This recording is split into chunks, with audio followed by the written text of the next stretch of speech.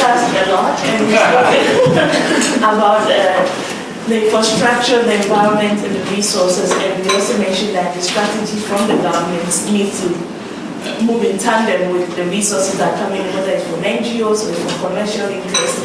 And sometimes we recognize that it's not only in the developed world that there's government strategies are lacking behind. It's the same here, but the interest from teachers to get on board despite an overall strategy in place is paramount. And maybe it's time that we have the same approach in the developed world, which leads us to the question of maybe the commercial interest in education in the developed world is slightly different.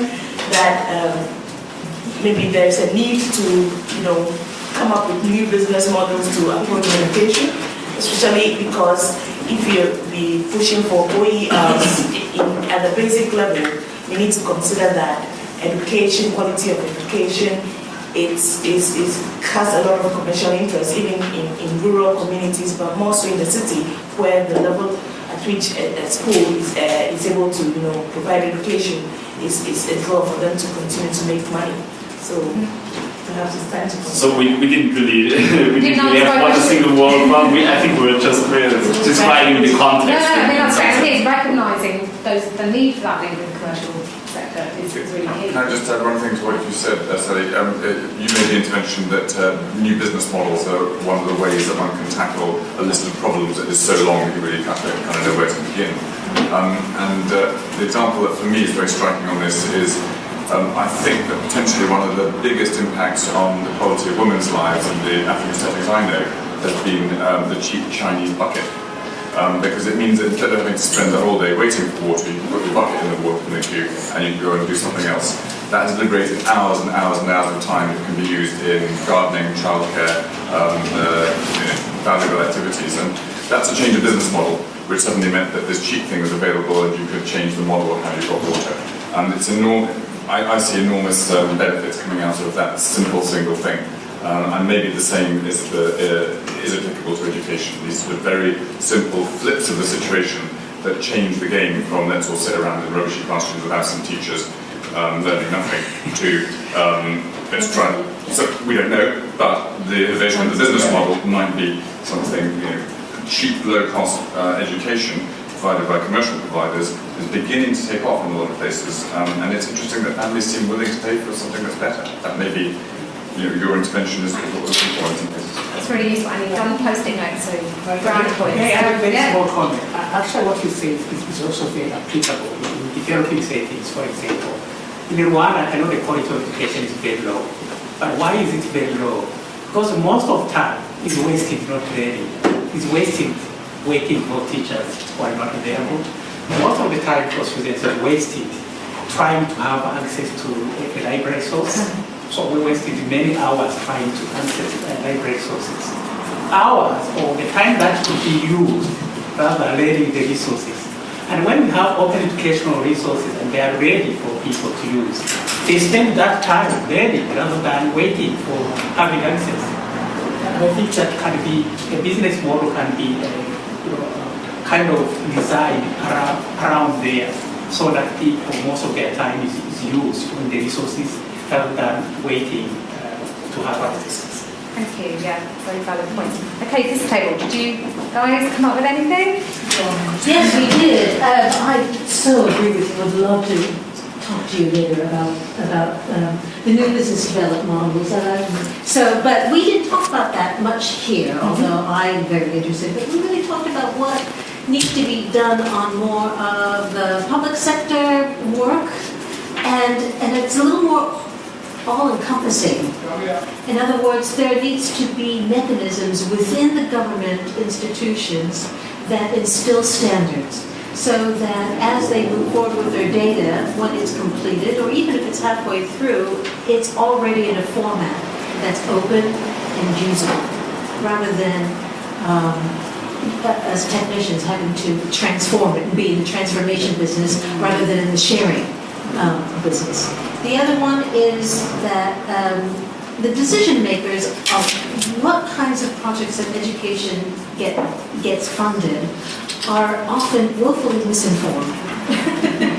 So there's an education process about what the real needs are at a local level as well as a global level. So that we can ensure and influence where the funding goes for education, from funding institutions, governments, NGOs, wherever. Okay. Yeah, so there is also a lot of slang going on around.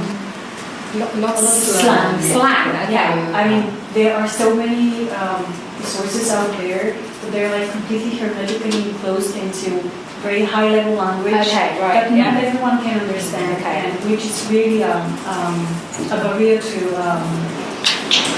better outreach and etc. So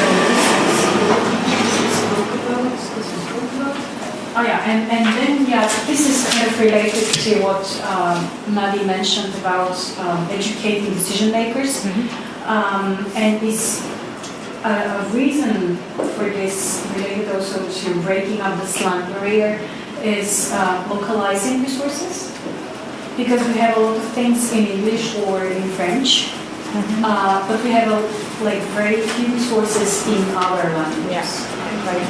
And it's not just a question of translation, but it's also a question of transposing the knowledge to the place where it goes. Yeah. And I mean, there is an activity going on around like Yes. India and Yes, and for localization, actually, the problem is that there is a very limited funding, which makes it that we are kind of sitting again in a bubble and speaking inwards among ourselves all the time. Quite often that effort comes down to crowdsourcing. Yes. You know it needs to be translated and localised, but there's no funding behind that. Okay. Thank you. Right. Brilliant. Great that we've got completely different points in it. Right. This table here, did you guys come up with anything? We have a drawing of the house and a tree and an Cavallo. Future world. This is obviously a metaphor for open education in developing countries, as you have recognized. Now, we did talk a lot about one that seems to be one of the most obvious problems, and which relates to what has just been said, which is the accessibility problem. And especially because it's also one that is most obviously linked to technology, considering that a lot of the platforms that exist are built with the assumption of a technological platform which might not be available. But we clearly derived into, certainly the technology is not the main element, and that what we think is one of the problems. It's as much a problem with us as it is a problem with developing countries, which is that a lot of the accessibility problems don't come from issues with accessibility in developing countries, but because resources and technological platforms are built with certain notions of accessibility and user experience which are not transferable.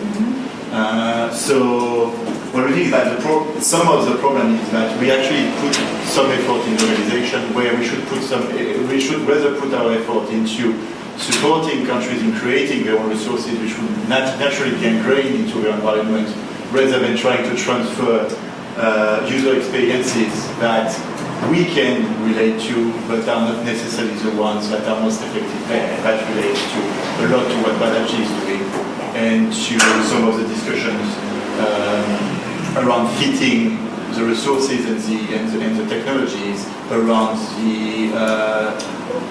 the time, the activities, but also generally the cultural environment of what is happening. So I think our main conclusion is we should spend less effort into trying to retrofit into the environment and try to start by building stuff into the environment straight away. Yeah, I think you're right. It's that flipping the perspective to allowing them to create what they need to create and have create the technology to do it as well. That's great. Okay, the last group in the corner here.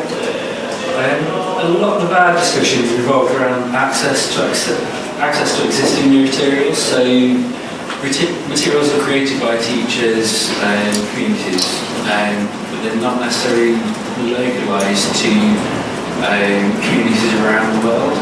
In addition to that, finding the materials in the first place, so indexing of the materials is a big issue in terms of ensuring that materials are appropriately tagged and reviewed to ensure that you can find the good resources opposed to mediocre ones. Conversation then moved on to the role of the teachers. So the teachers themselves are need to self-conduct and tag materials, using existing materials to create ones appropriate for their learners, for example, and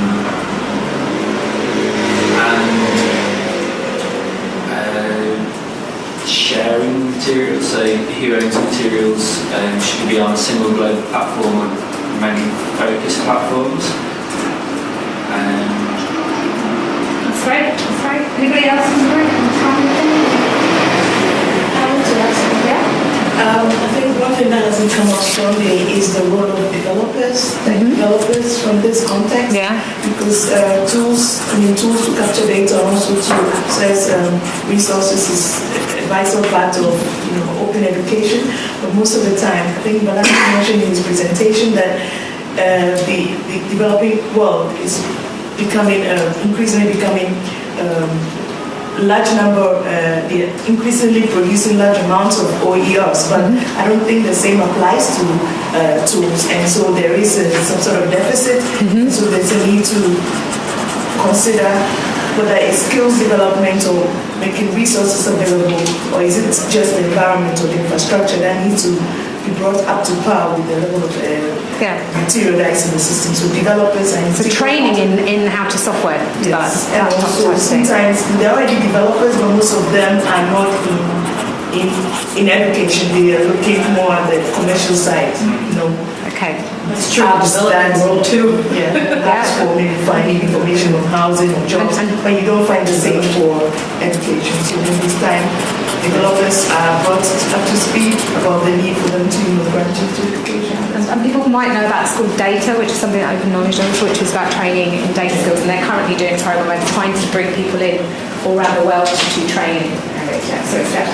Yeah, so just to briefly complement what Roger said, so another aspect which we actually talked about quite a lot, but conversation drifted a tiny bit away from the topic, was quality assurance and quality curation. So I think one thing that is very obvious is that there are really millions of resources out there, and there are a lot of isolated platforms with some kind of meta-search engines, but what's still missing is some kind of more global kind of, let's say, crowdsourced ratings, things that really make it easy to actually find useful resources. And I came up, for instance, with this comparison to torrents. Right? When you think about illegal video sharing on torrents, I mean, there's an awful lot of spam, an awful lot of crap out there. It's really unbelievable. But there, it's working really at a global level, that actually the comments and the ratings are really reliable. So it really enables you, even though there are a lot of really useless things out there, it's very easy to identify what's worth to download and what not. And having something like that working at a global level for educational data and educational resources, I think it's something which would probably help an awful lot of people. And, I could imagine things like what the LMI community is doing right now, trying to basically embed annotations into websites, combining that with some kind of social approaches, and crowdsourced user feedback and these kind of things might maybe go into the right direction. So that's was kind of unrelated to the topic, but I think still very useful point. Yeah, and I think definitely it's all about getting the end users, the ones who are actually using this stuff, to actually have. But just a side note, I mean, I think with torrents it's fairly easy. You rate the audio, the video, and what the movie's like. If you look on Pirate Bay, that's exactly. I mean, I just do it for educational purposes, not that I use those sites. But I'm saying, I think the risk of doing that on a global level within education is that that you kind of leave or miss the local context. And you'll also have, white guys spending a lot of time in front of a computer because they always have computer access. They might really skew the system. And what might be very appropriate for like a third grader in the UK might not work at all for someone in Nepal or something.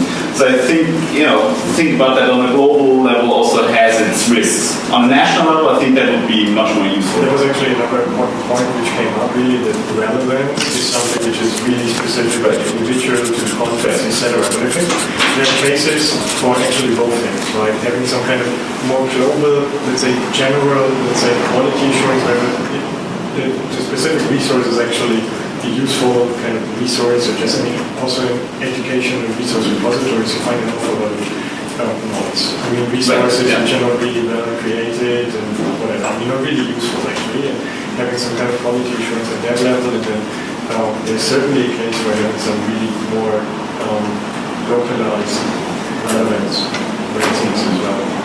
Okay, last comment from Daniel. We have not focused the conversation so much on this, but I think like what I know from at least Latin America is that it's very relevant apart from materials to discuss performance measurements around schools and even know where schools are located. Which is, for instance, even in Brazil, a problem to know where are these schools and where are schools that have no toilet, for instance, or where are schools that do not have a blackboard or that do not have a library. And this information exists somewhere, but we, as we do not analyze it properly, we cannot make sure that the budget that is there for improving the infrastructure of schools is used adequately. Because we can currently not oversee this, whether the budget, because they have every year, for instance, in Brazil, they spend money in order to get new libraries into schools, but sometimes they do not spend in schools that have no libraries so far, because there is no control around this and no monitoring, and it's somehow difficult. And in Brazil, it's not the least developed country, so I imagine that in other countries it's even a bigger issue. So quite basic data stuff. Yeah. Okay, no, that's really interesting. So